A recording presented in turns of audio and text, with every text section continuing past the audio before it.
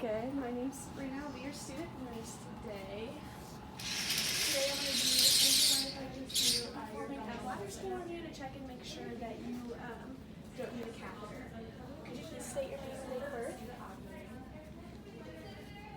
Okay, we're going to check your ID here. For any abnormalities, any abdominal distension, which Good. Everything checks out. Do you have any allergies I need to be aware of, especially to iodine or latex? So first, there's no abnormalities. So I'm going to move your bed to a comfortable height. Also take so we would clean this. Okay. Awesome. So first I'm going to start off with your bladder scan. And we would listen to each quadrant or each part of the abdominal section. You have to at least for 1 minute in each section of each board. So we're starting on the right, lower, all the way from left.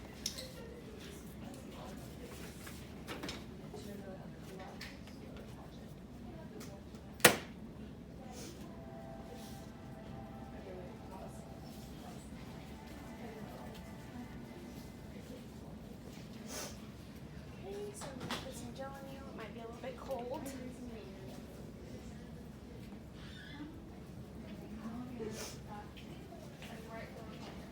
Yeah, I know. That's why I paused it. That's literally why I paused it. So I'm going to do this in each quadrant.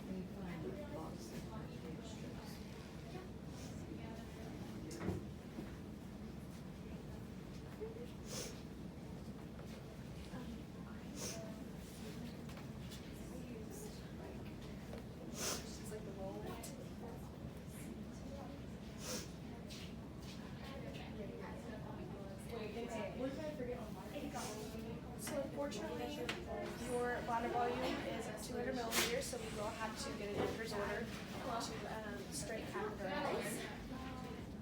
I'm going to clean this off.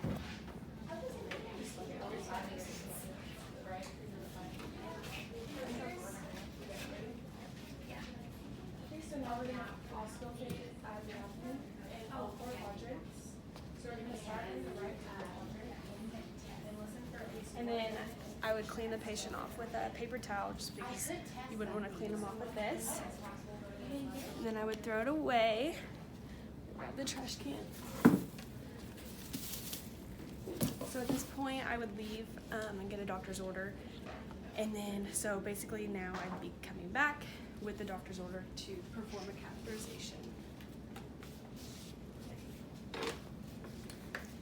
So first off, I would get clean, perform hand hygiene again, now we're just going put to clean gloves on. press slightly and then we're going to top it. Before I start my catheterization, I would want to do a urinary assessment just to make sure that the patient has no drainage, has no foul odor, the pubic hairs are symmetric, and everything looks good. But in this case, it's hard to do that just because the patient is not a real patient. So once I did that, I would put on clean gloves again and put the patient, help the patient get into a dorsal recumbent position.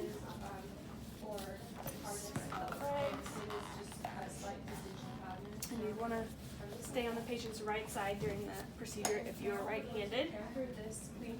So once the patient is in this position, you would take your gloves off and perform hand hygiene, get new gloves, and then you would take the moisture pad and put it under the patient so nothing gets on the patient's bed. And at this point, before you start your sterile catheterization, you would clean the patient. I don't have a towel or anything with me, but what you would do, you would use you would stroke down 3 times, down the first labia, the second side of the labia, and down the middle. You would use a washcloth, and you would use a different side of the washcloth for each stroke. So after that, you would take your gloves off, perform hand hygiene, and start your catheterization.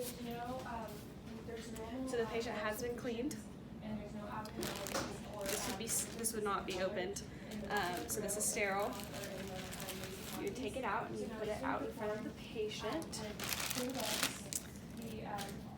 The patient is doing okay still. Then you would open it out, and then the two sides.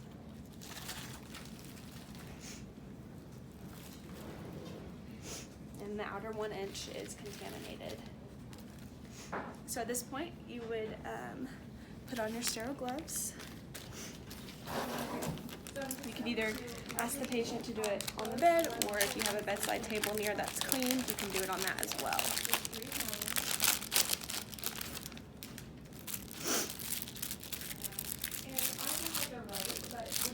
So at this point,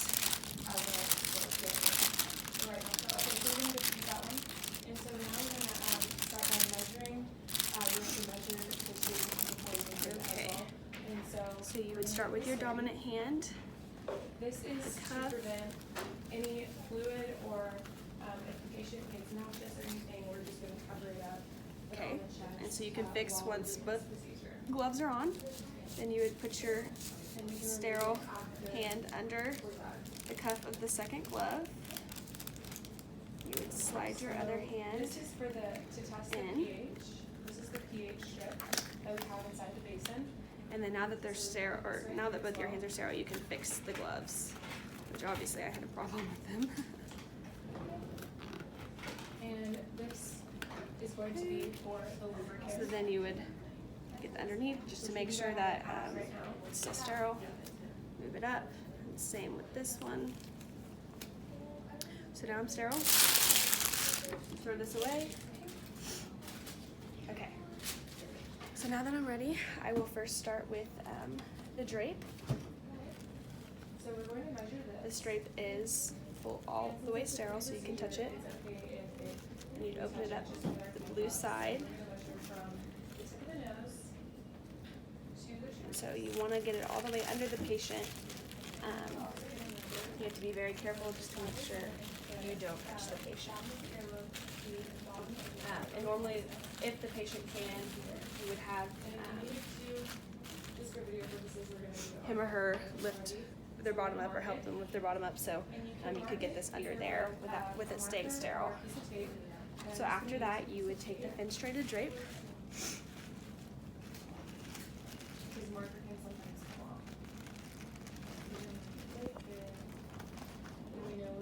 Place it over, Not past this point. the patient. So now we're going to need to lubricate the tube before inserting, and we're just gonna measure. We're gonna do at least 2 to 4 inches on the tip of the tube. So we would just Take these gloves out since I have already used gloves. So next, I am going to open everything and then that we need. we're ready to do So we have our cleansing swab 6. Okay, so normally we would have a nurse assist here as well, and we would have a cup with a straw that the patient could sip through, small amounts of water. And we have our lubricant. And we would just insert a little bit more each time. So now we would instruct the patient. And then I'm going to put the catheter and up a little bit. 2 to 3 inches in the lubricant. A little bit during this first part, and the nurse assist would hand them the cup of water with the straw. And so now, make sure this is all. Okay. And we don't insert past the point. So now we're going to Set that here for now. Okay, so first I'm going to start with, I'm also going to actually take the lid off of the specimen because we are obtaining a specimen here. And so now Set that down. So first I'm going to start off with cleaning. So I'll take my first swab stick, and I'm going to spread the labia apart with my non-dominant hand. So now I can't take my hand off because it is contaminated. So I'm going to do the first flap of the labia all the way down, So we're just going to secure and then I'll throw that away. physically temporarily in order to check the placement out. So we're just Then I'll do the second flap of the labia. throw that away. And then lastly, I'll do the last one down the middle. So now we're going to check the face. We're going to also measure the points. And then how throw far that it's, away. Extending out in centimeters. So now that I'm done with that, I can insert the catheter. What you would do is you would insert it 2 to 3 inches into the labia. First, I'm going to put the specimen cup underneath the catheter so the urine can flow in there. And I'm going to take it and I'm going to insert it 2 to 3 inches. Now we'll keep it in here until urine starts flowing, and then I'd ask the patient to take a deep breath. If it gets stuck, turn it a little bit, and then once all the urine is done flowing out, you would take the catheter out slowly.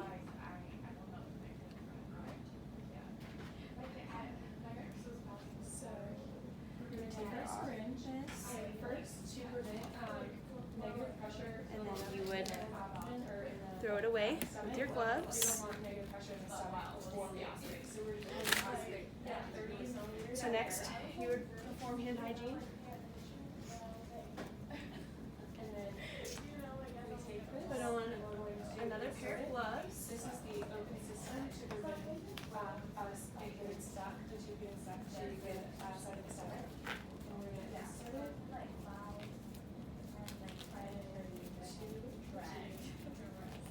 And then we're going to aspirate 30 milliliters of fluid of gastric content. Okay.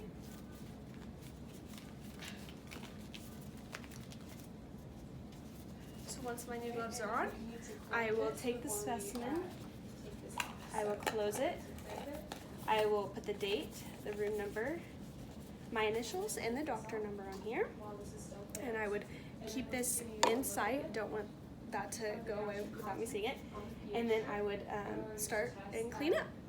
And then at the end, I would ask the patient if he needed anything else, if he was okay, if he was in pain, and if he wasn't, I would raise the bed down as low as it can, take my gloves off, perform hand hygiene, and there we go.